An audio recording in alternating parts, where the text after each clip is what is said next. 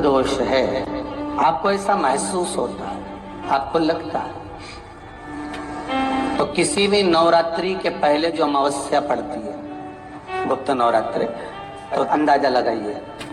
तो जिस दिन अमावस्या रहे उस दिन चावल की कटोरी में एक कपूर का टुकड़ा रख दीजिए महाराज, छोटा सा, और कपूर का टुकड़ा रखकर उस कपूर को दरवाजे के बाहर कटोरी में ही, चावल रखी हुई कटोरी में ही उसको पितरों का स्मरण कर कर जला दीजिए।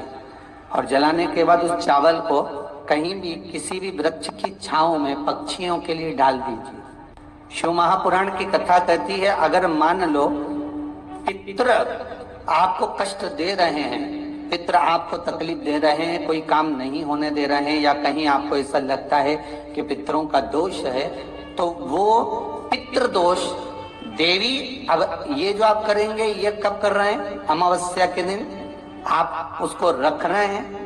अमावस्या के दिन उसको रखकर रात भर आपने रखा कपूर के साथ में, सुबह एकम पड़ गई, नवरात्रि लग गई, उसी दिन उसको जलाकर आपने पटक दिया।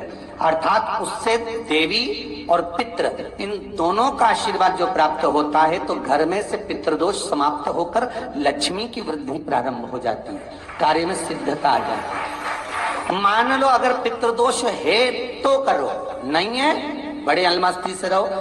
तो अमावस्या के दिन दोष काल में, प्रदोष के समय पर, प्रदोष काल में शाम के समय पर जाकर किसी भी नदी, तालाब, बावड़ी, कुआं, कहीं ना कहीं जो आपके पास में हो, वहां पर एक घी का दिया, बत्ती का मुंह दक्षिण की ओर कर कर अवश्य जला कर जाना, सारे पितृदोष समाप्त हो जाएगा, सारा पितृदोष समाप्त। अमावस्या के दिन किसी भी जलाशय के पास में, नदी, तालाब, बावड़ी, कुआं, जो आपके शहर में, आपके गांव में, आपके नगर में हो, वहां जाकर लगा दे। अगर नदी, तालाब, बावड़ी, कुआं नहीं है तो पीपल का वृक्ष हो या बेलपत्री का वृक्ष हो या बट का वृक्ष हो, उसके नीचे लगा दो प्रदोष काल में। पर अमावस्या के दिन लगाएं जरूर। क्यों? क्योंकि अमावस्या के दिन पितृ शाम के समय प्रदोष काल में शंकर भगवान का नाम जाप कर कर नदी, तालाब, बावड़ी पर पानी पीने जाते हैं, वहां से जल का आचमन कर कर पितृ अपने लोक को चले जाते हैं प्रदोष काल के समय पर। इसलिए प्रदोष काल में जलाशय के पास में, बावड़ी, कुआं, नदी, तालाब के किनारे पर दिया लगाया जाता है, दक्षिण की ओर मुख कर कर बत्ती का, तो पितृ आशीर्वाद देते हुए जाते हैं कि फलो फूलो, आगे बढ़ो, उन्नति करो, तरक्की करो। ये पितरों का आशीर्वाद रहता है, पितरों का वर रहता है, आप देंगे उसको मिलेगा। पितृदोष है, ये आपको कैसे मालूम पड़ेगा?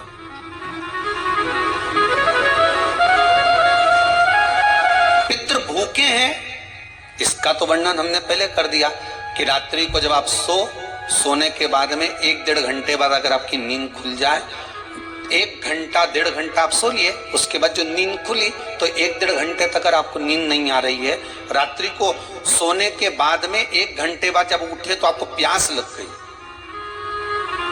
भूख लगने लगी, प्यास लगने लगी कि मेरे को पानी पीना पड़ेगा, घबराहट हो रही, पानी पीना पड़ेगा। 1-1.5 घंटे सोने के बाद अचानक नींद खुले और आपको प्यास लगे, समझ लेना आपके पितृ भूखे हैं और प्यासे हैं, भूखे और प्यासे हैं, उनको जल की जरूरत है। किसी भी नदी में, सरोवर में, कुंड में, बावड़ी में, तालाब में, आप तीर्थ में जाकर जब स्नान करते हैं तो स्नान करने के बाद एक काम का नियम बना लो कि अपने हाथ की अंजलि में जल लेकर अपने पूर्वजों को देना। प्यासे रहते हैं, भाग मांगते हैं, प्राप्त करना। 3 वृक्ष पितरों के तुल्य हैं। पहला पीपल, दूसरा बट वृक्ष, तीसरा बेलपत्र का वृक्ष, ये पितरों के तुल्य हैं। अगर आपको रात्रि में नींद नहीं आ रही है, ऐसा लगता है कि रात्रि को 1 घंटा 1.5 घंटा सोने के बाद कुछ गलत गलत विचार आने लगते हैं, नींद सुबह 3 बजे तक, 4 बजे तक नहीं आती, 4 बजे के बाद फिर नींद आती है, तो एक प्रैक्टिकल जरूर कर कर देखना। एक प्रैक्टिकल करने में क्या जाता है, प्रयास करने में क्या कुछ जाता है क्या?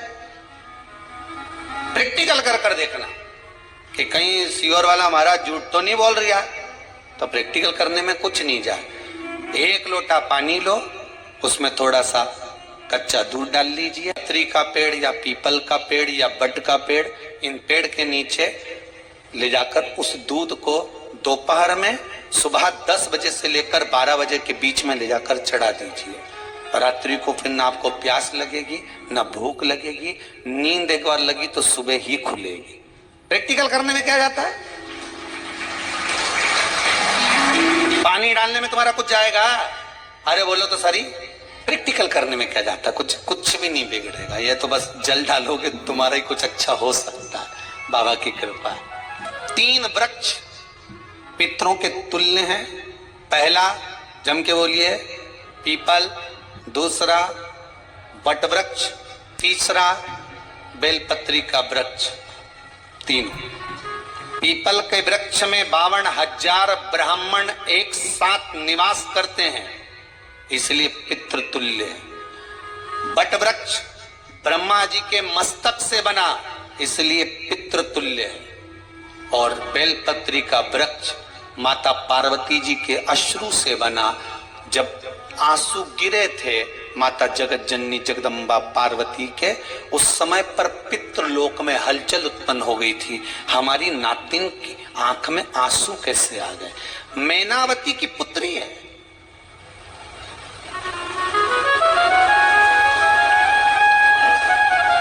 पितरों की नातिन, इसकी अश्रु कैसे गिर गए? पार्वती जी ने कहा ये आंसू नहीं, मेरा पुण्य भाग प्रकट करती हूं बेलपत्री के रूप में। तो पितरों ने वर दिया था कि ये बेलपत्री का वृक्ष हमारा आशीर्वाद है, इसके नीचे अगर कोई दीप लगाता है, शिव को स्पर्श कर चढ़ाता है, उसके पितरों की शांति होगी। हम स्वयं उनको आशीर्वाद देने के लिए पधारेंगे। बेलपत्र का वृक्ष पितृतुल्य। तो रात्रि को अगर भूख लग रही है, प्यास लग रही है, तो पितृदोष। दूसरा पितृदोष का लक्षण बताया, घर में कोई शुभ कार्य ना हो, वंश की वृद्धि ना हो। 1 रुपए कमाओ, 1.25 रुपए खर्च हो रहे हैं, पैसा 10 जगह से कमाई आ रही है पर घर में टिक नहीं पा रही है, आया गया, पितृदोष। जरा सी कटोरी पड़ी है, उसके पीछे विवाद चालू हो जाए, पानी ढुल गया उसके पीछे विवाद हो जाए, या छोटी छोटी बात में घर में क्लेश मचा हुआ है, पितृदोष है। समझ लो हमारे पूर्वज हमसे खुश नहीं, प्रसन्न नहीं। सारी दुनिया के लोग तुमसे कह रहे हैं तेरे घर में पितृदोष, 1 रुपए कमाते हो 1.25 रुपए खर्च होता, मानसिक टेंशन बना रहता है। घर में एक व्यक्ति बीमार है, ठीक हुआ, दूसरा बीमार पड़ गया, दूसरा ठीक हुआ, तीसरा बीमार पड़ गया, तीसरा ठीक हुआ, चौथा बीमार पड़ गया। मतलब कहीं ना कहीं पितृ का भाव, पितृदोष का बढ़ रहा है। किसी ने कहा तुमसे कि तेरे यहाँ पितृदोष है, तूने ब्राह्मण को भोजन करा दिया, पिंडदान करा दिया, तर्पण करा दिया, तिलांजलि करा दी, गया जी का श्राद्ध कर दिया, हरिद्वार चली गई, वहां पिंडदान करवा दिया, ब्राह्मण भोज करवा दिया, तिथि पर भोजन करवा दिया, सब कुछ करवा के देते। अब एक काम और करके दे दे, एक काम और करके देख लो। जब तुम घर में भगवान शंकर की आरती, तुम्हारे घर में शंकर जी का शिवलिंग है, भले काय का भी हो, छोटा सा, भले सीओर का कंकर शंकर हो, नर्मदा का कंकर हो, चाहे शंकर पारक के हो, पीतल के हो, स्टील के हो, लकड़ी के हो, जिसके भी हो, लोहे के हो, पाषाण के हो, जिसके भी हो, शंकर का शिवलिंग अगर हमारे घर में है और आप रोज प्रतिदिन भगवान की आरती करते हो, प्रतिदिन, और आपको लग रहा है कि मेरे यहाँ तकलीफ चल रही है, ये ठीक ही नहीं हो रही, लगभग 1.5 महीना आप कम से कम 45 दिन, 1.5 महीने के करीब में ऐसा प्रयास करना कि भगवान की आरती, शिवलिंग, शंकर भगवान के शिवलिंग की आरती करने के बाद उस दिए को भगवान के सामने मत रखो, उस दिए को उठाकर जहां तुम पानी का मटका रखते हो, हंडा रखते हो, जिससे तुम पानी पीते हो, तुम्हारे रसोई घर में जो पानी का मटका, हंडा, बाल्टी, आरओ का पानी जिस मटके में गिरता है, हंडे में गिरता है, जिसको हमारे पितरों का स्थान कहते हैं, उस स्थान पर, उस मटके के पास में, हंडे के पास में, उस बाल्टी के पास में जहाँ रसोई घर में पानी रखते हो, उस रसोई घर में पानी जहाँ रखते हो उसके पास में उस दिए को भगवान के सामने नहीं रखना। आरती उतारने के बाद उस दिए को ले जाके सीधे परिंडे के पास में, उस हंडे के पास में, मटके के पास में उसको रखो। केवल 1.5 महीना कर देखना। 1.5 महीने के बाद तुम्हें मालूम पड़ेगा कि हम वापिस उन्नति की सीढ़ी पर चढ़ना प्रारंभ कर दिए, हमें फल मिलना है। अब तुम्हें ना कहीं जाना है, ना कहीं आना है, ना कोई खर्चा है। खर्चा है क्या?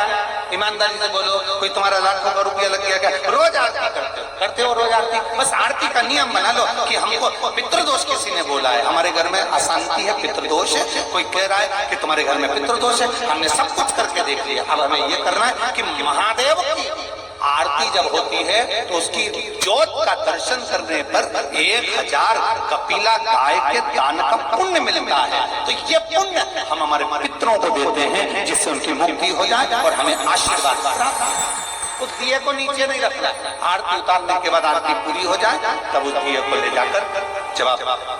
ले जाकर उसको रखें, तो उस स्थान पर रखें जहाँ पितरों का स्थान। अमावस्या के दिन सारे पितृदोष समाप्त हो जाए, सारा पितृदोष समाप्त। जिनके यहाँ पितृदोष होता है, काल सर्प दोष होता है, वास्तु दोष होता है, उनको ज्यादा कुछ नहीं करना होना। महाराज एक बेल का फल लीजिए। क्या लेना है? बेल का फल, बेलपत्री का जो फल होता है उसको ले लो। उसके अंदर का जो गुर्दा होता है, अंदर का जो भाग होता है उसको निकाल लीजिए और उस बेल के फल में आटा सेक कर उसमें शक्कर मिलाकर उसको उसके अंदर भर लीजिए। अमावस्या के दिन सुबह 10 बजे से पहले उस बेल फल में जिसमें तुमने पंजेरी भरी है, आटा सेक कर भरा है शक्कर के साथ में, उसको अपने घर में घुमाने के बाद में जिसको काल सर्प दोष बताया है, पितृदोष बताया है या वास्तु दोष का स्मरण बताया है, घर में सब दूर घुमाकर अपने परिवार का हाथ का स्पर्श कराकर पीपल के पेड़ के नीचे तक खड्डा खोदकर उस बेलपत्र के उस फल को दाब दीजिए। उस फल को उसमें दबा दीजिए। महाराज केवल एक अमावस्या करना रहता है, पितरों के दोष से मुक्ति मिलती है और हमारे घर के कार्य सफल होना प्रारंभ हो जाते हैं। कार्य की सफलता होती है, कार्य में सफलता प्राप्त होने लगती है। हम तो कई बार कहते हैं महाराज जी, अगर ऐसा लगे किसी औषधि को आप ले रहे हैं, मालूम पड़े कि औषधि आपको लग नहीं रही है, शिव महापुराण की कथा कर रही है, मान लो औषधि आपको नहीं लग रही, आपने औषधि बहुत दिनों से ले रहे हो, कोई दवाई, मान लो आप किसी भी दवाई को ग्रहण कर रहे हैं और वो औषधि लगी नहीं रही है, वो शरीर को लगी नहीं पा रही और आप ठीक ही नहीं हो पा रहे, 15 दिन हो गए, 8 दिन हो गए, बताओ, उतना की उतना ही कैटरीना है, उतना ही उतना अपना भरा हुआ, वही की वही लीवर, वही की वही किडनी, वही की वही स्मरण, सभी कुछ वही वही है, उतना की उतना ही।